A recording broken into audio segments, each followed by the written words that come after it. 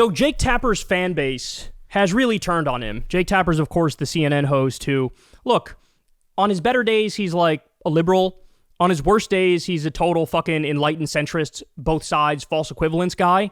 But his people have really, really turned on him. And the reason they've turned on him is because now he's got this new book that's out about, you know, Joe Biden being too old and the big cover-up around it and how so many people lied to us about that, etc.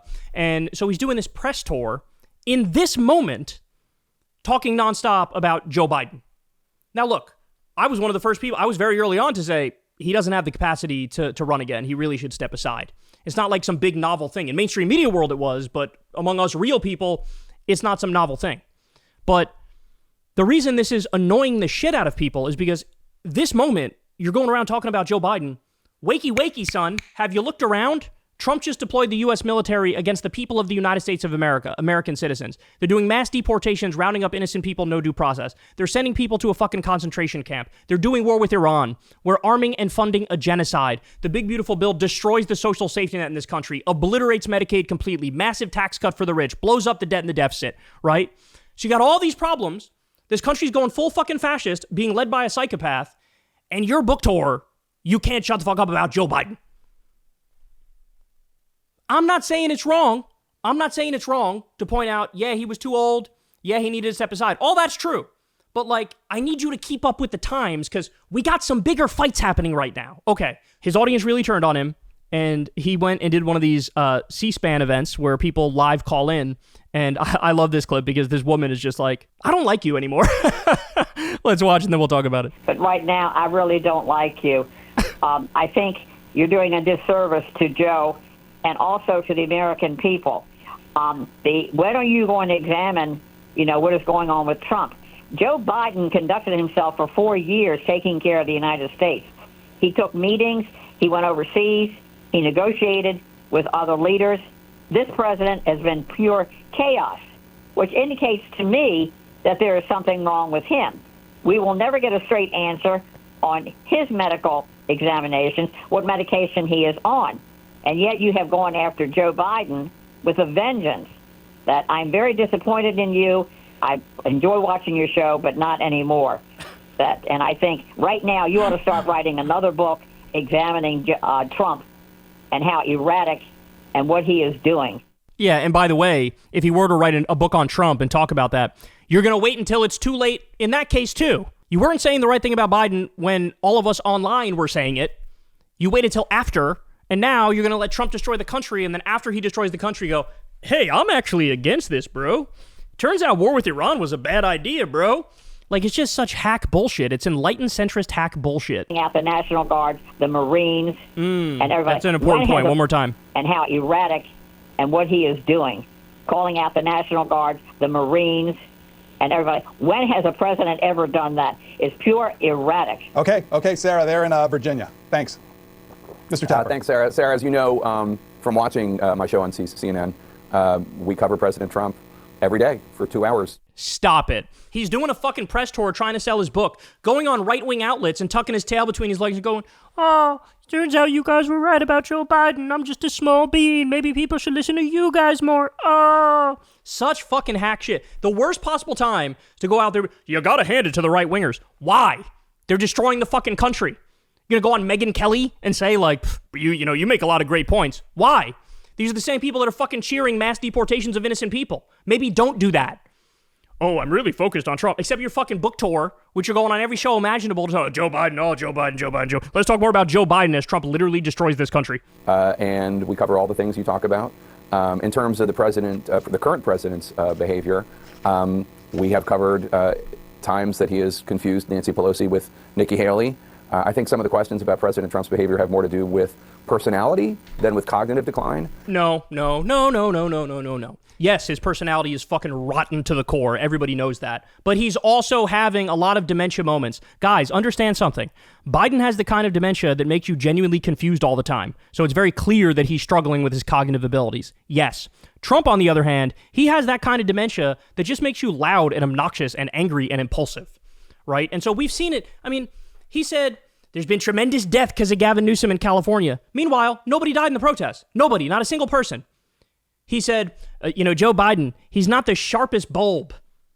The sharpest bulb? He had like 4 moments last week in one day where it was like, what the fuck? This guy is out of it, dog. This guy's out of it. But no, it's not talked about with that same amount of urgency. I mean, you could look up like Trump, like dementia moments or Trump cognitive fail moments. So there's been a whole bunch of compilations that are done on it. And it's fucking disturbing. The guy has slipped. You have literal experts who've come out that say, watching his speech patterns, you go back to the 90s, you go back to the 80s, the way he talks is way more sophisticated. Now, it's sentence fragments all over the place. He goes out into the wilderness and can't find his way back to the main point. Like, he is struggling cognitively. But obviously, whatever lessons we've learned from covering President Biden, we would apply to any politician, any future politician or present politician. So I'm sorry if I'm disappointing you by covering President Biden, but journalists, we are supposed to cover stories that we think the American people have a right to know, that we think will enhance their understanding of how the country's run. And I think Alex and I are proud of this book. But if you turn on CNN later today, tomorrow, the next day, you'll see we're continuing to focus on the today in our TV coverage. So I love that clip. I love how she just berated him. But now, this is so disturbing. So you're going to listen to the beginning of this thing, and you're going to think he's about to make a good point.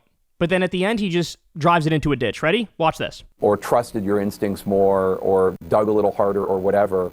I think it's just a natural result of being an adult to realize shortcomings or failings. I mean, I feel this way about, the weapons of mass destruction in Iraq story. I was a reporter that was skeptical of the WMD claim, but certainly, in hindsight, I wish I had been more skeptical. And there are any number of stories along those lines. Certainly when it comes to President Biden's acuity, it's an issue that I had covered. I had asked him about in September 2020 when I interviewed him. I asked him if he would pledge to be transparent about his health, and he said he would. And there are a number of other times that I had covered it or asked people who worked for him about his age. But sure, yeah, I mean, I wish I had covered it more aggressively. I can't imagine that there are many reporters, with a handful of exceptions, that don't feel that way. Knowing, as soon as the debate made it clear, oh my God, look how bad his acuity is, at least at this moment. I'm sure most reporters feel that way. So do you see what he did there? He goes, bro, as a journalist, I always look back in hindsight. I should have went with my gut more and been more aggressive on this issue and that issue. And then he goes, I think back to the weapons of mass destruction lie for Iraq. I was skeptical, but I wasn't skeptical enough. And everybody who watched this clip thought, oh, okay, so the point he's about to make now is, which is why I'm really skeptical of all the claims now around Iran's weapons of mass destruction, which Netanyahu just started a war with them. The U.S. just started a war with them. Yeah, I'm skeptical about this nuclear claim as well. No! He drives the fucking truck into a ditch by switching to back to Biden's fucking mental state, bro. Oh my God. The thing that you just pointed out. Oh, the media got duped by the weapons of mass destruction lie for Iraq. There's another one of those things going on literally right now, right this second. Like this day that you are doing this fucking interview and you don't say it for Iran and weapons of mass destruction? That Trump is taking us into another illegal and offensive war against a country that didn't attack us, that doesn't have nukes, and they weren't building nukes, and even if they fucking did, they weren't a threat to the United States or to Israel because it would just be a fucking deterrent. Now you're not talking about, the weapons of mass destruction lies. We're literally going through the same fucking thing right now, and instead of talking about weapons of mass destruction with Iraq and linking it to now with Iran, you go right back to fucking Biden, bro, this fucking mental acuity, man. I wish I went harder. You should be going harder right this second, saying no war with Iran. This is bullshit. What they're saying is not true. Iran is not a threat. It's Israel that's a threat to them, which is why they attacked first. They attacked first. The U.S. greenlit it. We allowed it. Now we're going to get involved directly. Oh my fucking God, bro.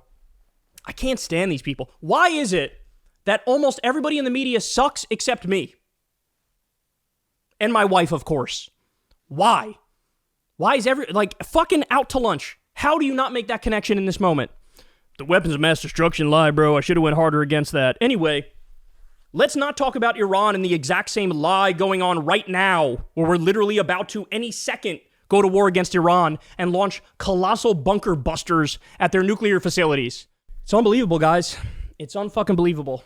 So I'm happy that his audience is fucking fleeing him at 1,000 miles an hour. Now is not the time for this horse shit. Now is not the time for the both sides false equivalence nonsense. Now's the time to resist and be as defiant as possible with this rogue fascist death cult regime. It's unbelievable where we are, and it's unbelievable how shitty the media is. You turn on CNN, they're cheerleading for this war. They have on Israeli official after Israeli official giving their perspective, right? You turn on Fox News, everybody's got a raging war boner. Every single one.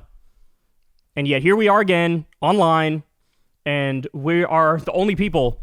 Hey, here's what's actually happening. Here's the actual information. This needs to be stopped. Fucking nightmare. Hey y'all, do me a favor and like and subscribe. It helps out big time in the algorithm. Click the bell as well for notifications when videos drop, and watch that video on screen right now. You know you want to.